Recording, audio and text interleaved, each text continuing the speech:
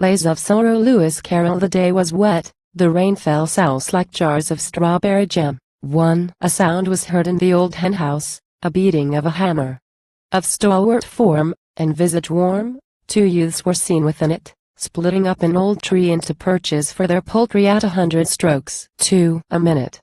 The work is done, the hen has taken possession of her nest and eggs, without a thought of eggs and bacon. 3.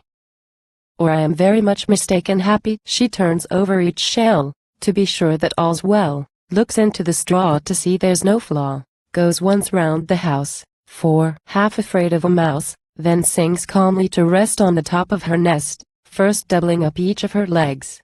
Time rolled away, and so did every shell. Quo. Small by degrees and beautifully less. Quo. As the large mother with a powerful spell. 5. Forced each in turn its contents to express. 6. But Quo. Imperfect is expression. Quo.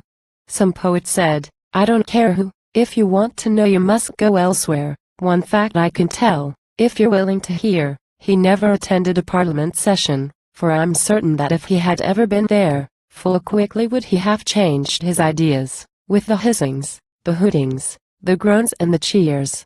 And as to his name, it is pretty clear that it wasn't me and it wasn't you. And so it fell upon a day, that is, it never rose again. A chick was found upon the hay, its little life had ebbed away. No longer frolicsome and gay, no longer could it run or play. Quo. And must we, chicken, must we part? Quo. Its master. 7. Cried with bursting heart, and voice of agony and pain. So one, whose ticket's marked and quo. Return and quo.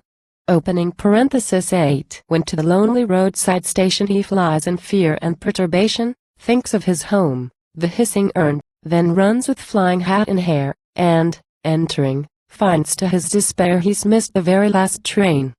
9. Too long it were to tell of each conjecture of chicken suicide, and poultry victim, the deadly frown, the stern and dreary lecture, the timid guess. Quo.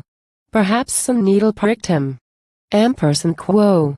The din of voice, the words both loud and many, the sob, the tear, the sigh that none could smother, till all agreed and quo. A shilling to a penny it killed itself, and we acquit the mother.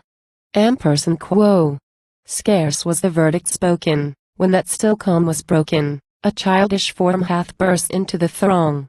With tears and looks of sadness, that bring no news of gladness, but tell too surely something hath gone wrong. Quo. The sight I have come upon the stoutest heart. 10. Would sicken, that nasty hen has been and gone and killed another chicken. Quo.